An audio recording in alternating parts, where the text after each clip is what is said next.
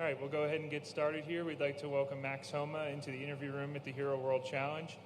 Max is making his first start in the event, but before we get into the golf, Max has a son, 1 month old today, and I believe it's your 3-year anniversary as well, so a lot going on with the family. How are you adjusting to fatherhood so far? Man, that was some good research. That would have been wild if that was like that was my reminder. It's been good, crazy. Parenthood is a different lifestyle, as I'm sure many of you know. Way harder leaving than I thought, and hard being away from them.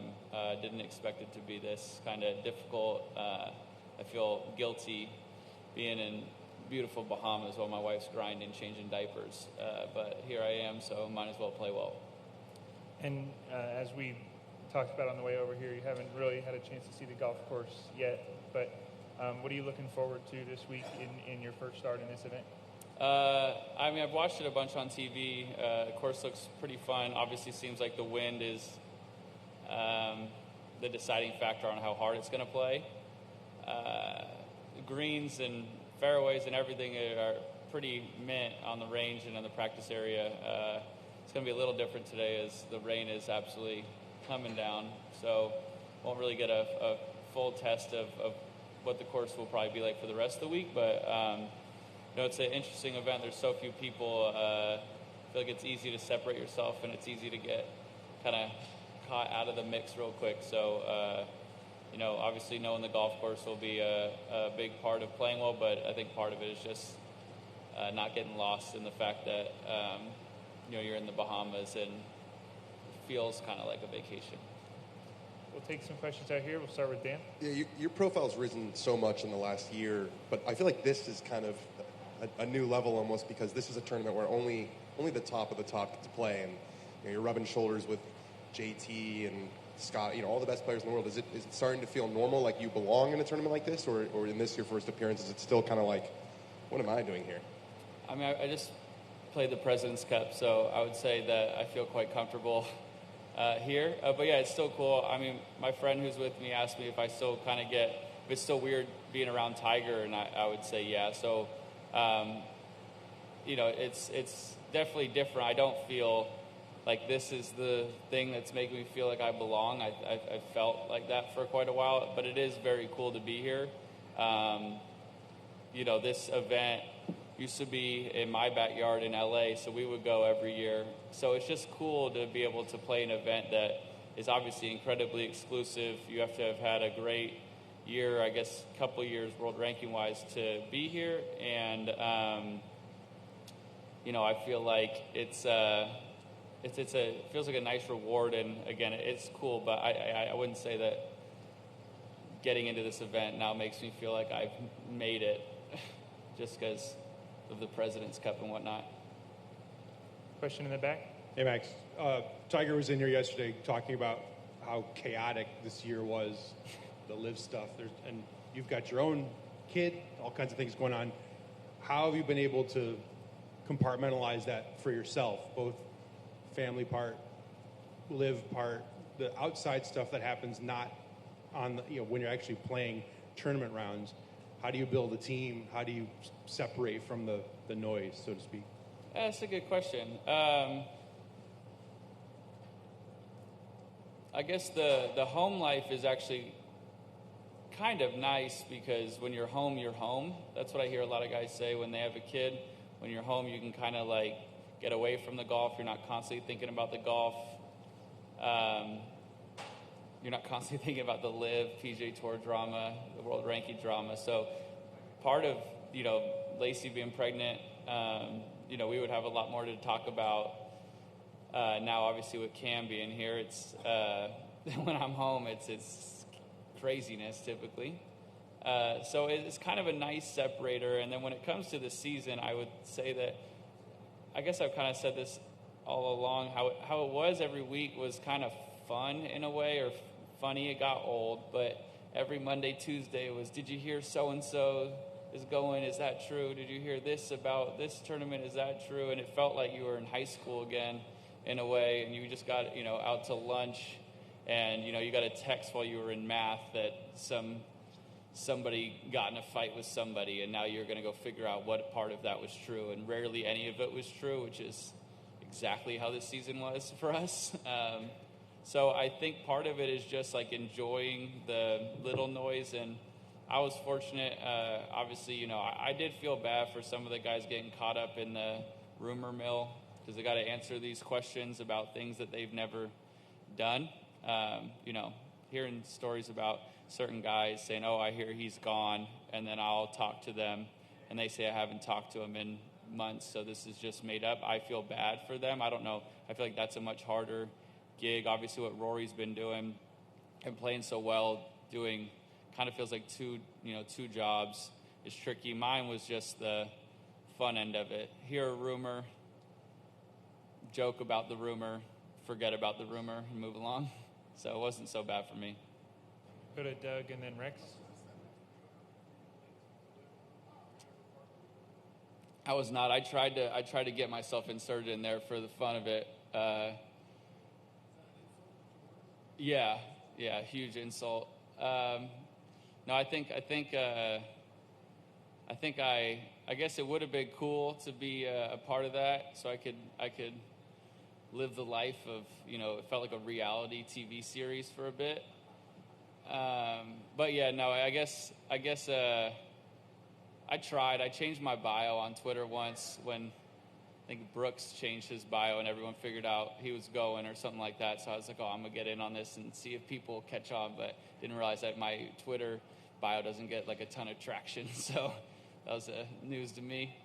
But yeah, I don't know. It was the craziness of all of this. I feel like was a little more outside than it was inside. The inside, like I said, I thought it was funny and fun. We were just trying to make light of it. I mean, it's people's lives. They can do what they want to do. So I don't know. I feel like a lot of us had fun with it. I had fun with it. It was taken as like slights to the Live Tour, but it would never meant with that. I just make fun of everything that I do and other people do. So it was funny. I would have liked to be caught in the rumor mill so I could have run with it for a little while. Would have been good for that Pip thing, but was not lucky enough to be caught up.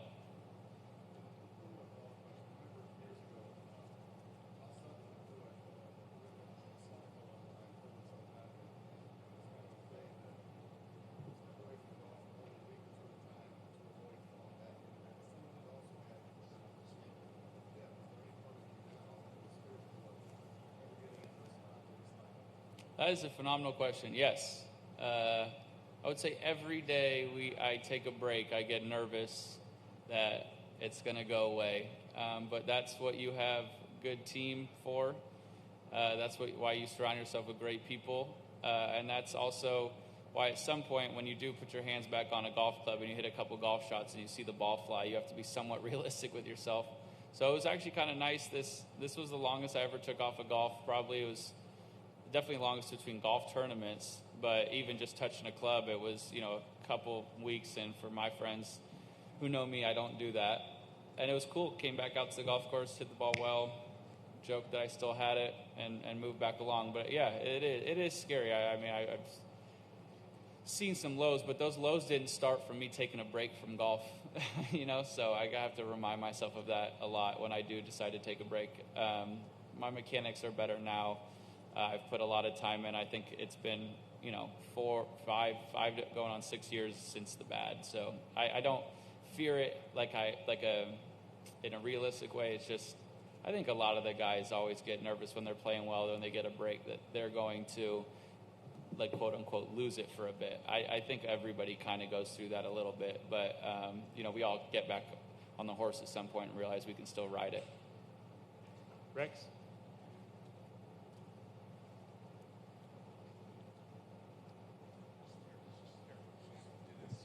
Okay, we'll go to Dan first and then to Rex. Sorry. Dan, Okay. Go ahead. I was going to ask, which of the 25 cams on the PGA Tour is your son named after? So it was pretty frustrating and funny, but we had picked the name out. My wife had got a necklace well before this.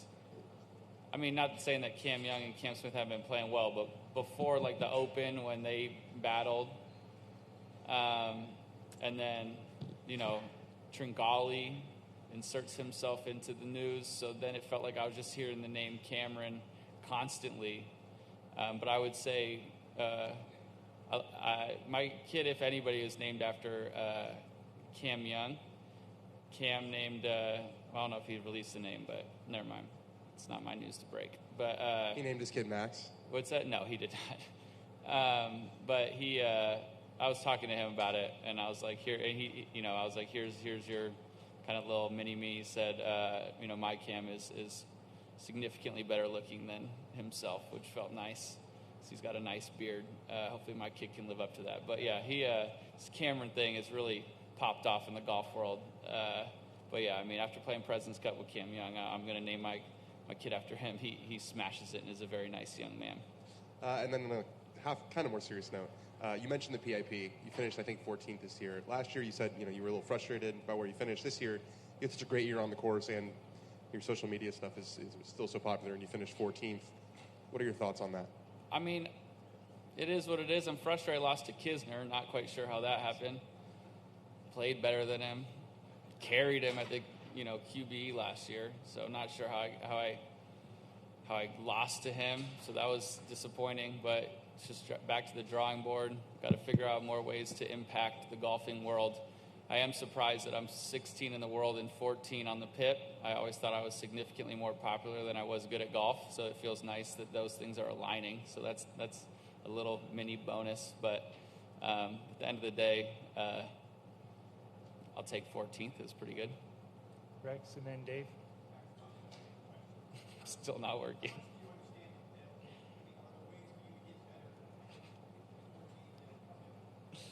It does. Major championship play seems very important from what happened in the rankings this year. For good reason. I'm not making fun of that. For good reason. You have to play well in the big moments when everyone's watching golf to impact golf. You could joke about social media, and yeah, some of it's impacting. I am trying on my own accord I want people to watch golf more just because I love the game of golf. So, yeah, I mean, I impact in a way on social media, but that's not like it's not a big deal. And I know social media is not involved anymore, just using that as an example. But yeah, so do I understand the whole thing? No, but I think we all get like the broad idea of how it works. It's having a lot of exposure. Some of that you could bring on your own. I imagine if you had a YouTube channel and a lot of people saw you when they would go out to a golf course, that's, you would be the one they want to see. But if you're in the final group of a major and in the mix, that's how you impact golf, or not just majors, the big events, a lot of Sunday late tee times. But yeah, I mean, it is a little confusing how it works, but it does seem to work. Tiger won again, so as long as he's winning, it's not broken. So that's good. But yeah, I mean, there's little parts like, again, joking, but I'd love to know how Kiz beat me. But I'll take it. It's all right. We're in the same bubble. But yeah, it's just more kind of tongue in cheek. A lot of it is just if you play well, you'll work your way up that list, and if you don't, I'm sure you'll work your way down. And it just feels like it's mostly just based off of performance in a way, and then a bit of popularity on top of that. Go to Dave and then Mark up here. Yeah, Max, just curious how your schedule looks next year. You got the elevated events. Now you're a dad. You obviously want to be with your kid, but you got to play in a certain number of events. Just mentioning PIP, what's that going to look like for you? Yeah, it'll be. I mean, I was going to play a similar schedule anyways. Similar amount of events anyways. It is really hard. Obviously, first week I was leaving them. It was a lot harder than I thought saying bye to them. So it stinks. But at the end of the day, I've talked to the other players out here, and at some point, your kids will understand why you have to leave, and it's a pain. Well, hopefully they can come as much as possible.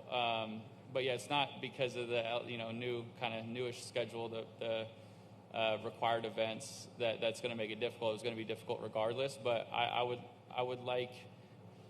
feel like my parents did a very good job of showing, not telling, as far as raising me, and I would like to show, my kid what hard work is and show him what, success looks like. So I'd like to, like I said this week, when I do leave him, I'd like to come out here and play really well. Not that he cares, but I want that to be kind of what I, teach him in a way. So, and for that to happen, I do need to go to work and get my stuff done. But, when we're on the West Coast, they'll be able to come out, so that'll be great. And it makes coming home even better. So. All right, we'll go to Todd, sorry, and then Mark. Hey, Max, we're close to wrapping up 2022. As you look back on this year, what are you most proud of, and what is something you'd like to improve on in 23? I'm proud that last year when we looked at kind of like the trends of my seasons, every season since, basically 2019, I would have a great stretch on the West Coast, play pretty well in Florida, and then have like a pretty significant kind of slump in the summer, and then I'd kind of finish the season okay, and then I'd play, okay in the fall, I guess. And that kind of up, down, and back up again was a bit frustrating because it was pretty telling that a lot of it was kind of mental.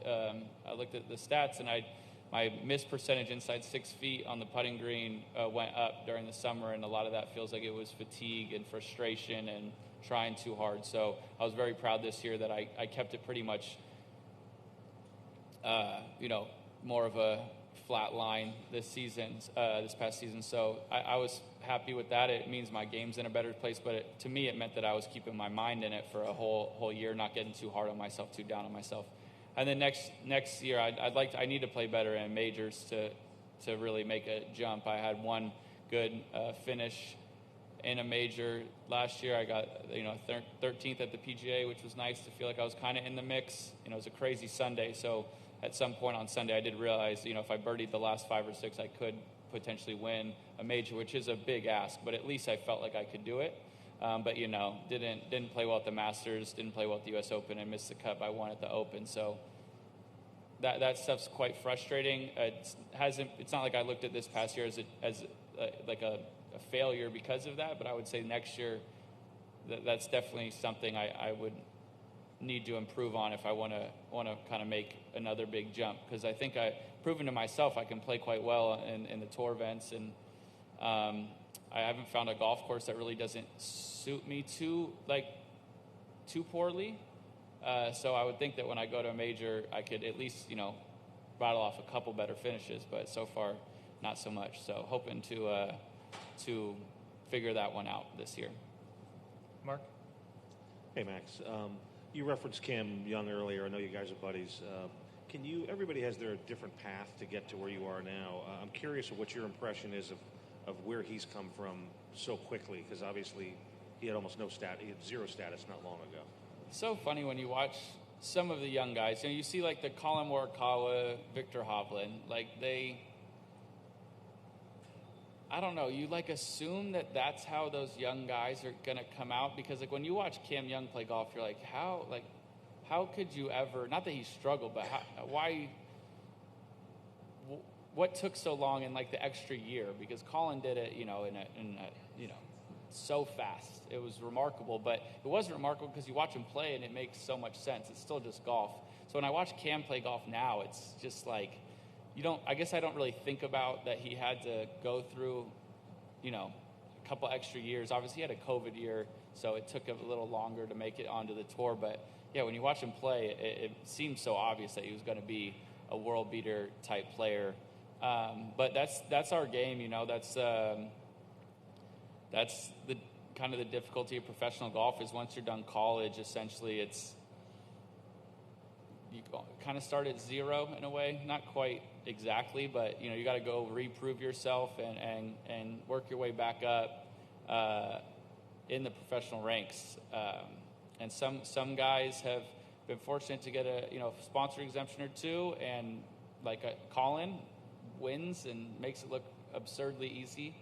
And again, when you watch Colin play golf, yes, it seems like that's exactly what he should have done. I didn't know Cam back in college. I was busy being significantly older. But yeah, when I watch him now, it's seems like he could have won a PGA Tour event when he was 20 years old, just the way I watch him swing it and hit it and do all the things. So he's going to have a great career. I doubt he'll be thinking about how it took him maybe an extra year to get out here, because he's, like I said, he's making it look quite simple. We got time for a couple more. We'll go right down the back line. Start with Adam.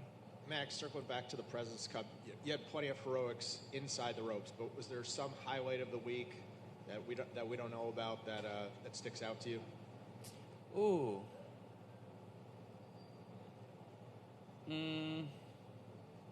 That you don't know about.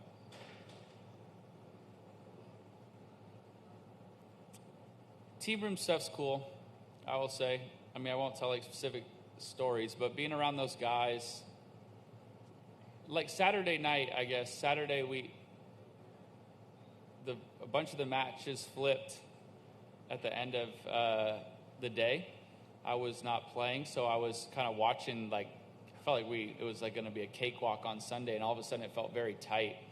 And I found it really cool that all the other best American golfers in the world were pissed. I know it's an exhibition. There's no world ranking points. There's no FedEx Cup points. There's a ton of pride on the line, and it was cool to see all those guys show that. It was kind of fun to watch everybody be mad, like I was kind of mad. You know, the internationals did an incredible job that day, and that afternoon they played some amazing golf and made some amazing putts, and, you know, they did what they needed to do, and it was interesting. You know, their team room, they were playing music and having fun, which they should, because that's what we were doing the days prior when we had played well.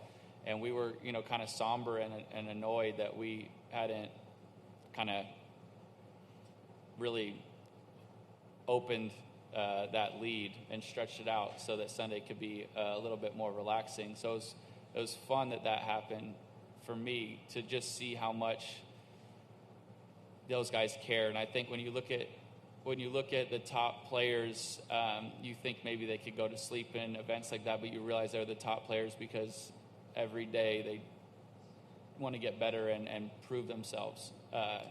And I found that to be maybe a highlight that wasn't exactly obvious to the golfing world. When you look at your record in the majors, do you feel like it's a mental hurdle that you still need to get over? Is that what's missing? I would assume so.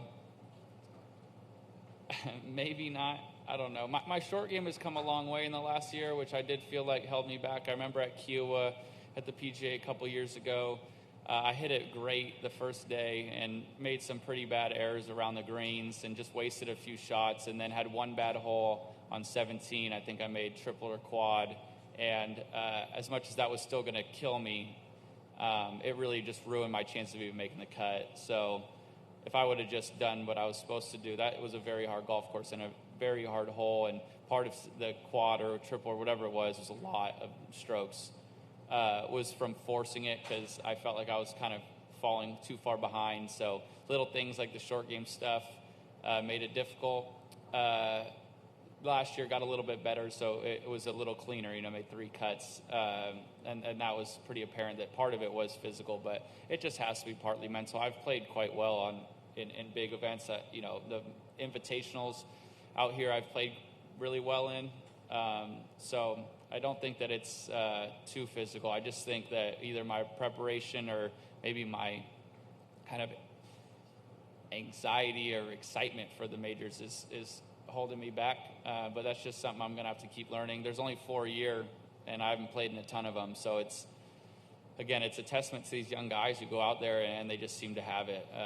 I think they make it look really easy and make people like me, old guys like me, look really bad for good reason. So I'm just going to keep trying to figure that out. Got time for 2 more? Money certainly was a big topic of conversation in pro golf in the last year. Gossip aside, how much do you think about money when you're out in the weekly grind? Is that something that ever enters your mind? Are you thinking about dollars, or is it an abstract thing during the season? Yeah, I think you think about it a little bit. I mean, especially when you're like on Sundays. For me, I'm in 30th place with 5 holes to go. I can't win the thing. Part of it is, I like racking up top 25s, top 10s, just for the statistics of it. for the world ranking points. Like, you do have that, but part of it is money. Hey, if I make a couple birdies, I did it back on the, Corn Ferry Tour. When I was in 50th place, it's like, all right, let's get to 45th and make extra $1,000, $2,000. So it's just kind of ingrained a little bit, but it's not like so I guess it's not the full motivating factor, but it's obviously, money is just part of our lives. We've learned that this year, more so in sports is, this is a business. I don't think that it's something that drives me by any means, but it is, it is a part of it. But I don't know. At the end of a season, I don't look back and say, "Ooh, yay, I made X." I say, "Oh, I had 5 top 10s. I wish I would have had 8. I had 10 top 25s. I wish I would have had 15 or whatever." So in the moment, I think it does help to motivate. I don't think that it's something I get too caught up in, though. I think every pro golfer who's made it to the top tier of this game has enough to not worry about it, but I don't think it's a bad thing to use it as motivation here and there. Like I said, especially when you're kind of floundering a little bit in an event. We'll take our last question from Ben in the back. Hey, Max. I overheard on the Hero Shot broadcast yesterday, Tiger saying some good things about your swing. I don't know if you heard that at all, but how does it feel to know that someone you admired growing up, admiring your swing as well right now? Yeah, I didn't hear that, but it is crazy. I mean, at the Open Championship when we played, he went up to me on the 4th hole, said my swing looked great, and I was hit it really well, and that was cool to hear. Just somebody, I think most guys have tried to take something from Tiger's golf swing because it's been so perfect for so many years. So it's very nice to hear that. Like I said before, anytime you're kind of around Tiger, especially since I've turned pro, it's not like he's played a ton of full seasons. At least when I was actually on tours, I've bounced back and forth so many times. So anytime he's around, it definitely heightens the excitement of an event. So to hear, a guy that, I look up to and kind of play golf because he made it cool, say something nice about me is great. And it was nice to beat him in the wedge thing yesterday. That felt really good. All right, Max, thank you very much for your time, Thank you, and guys. best of luck this week.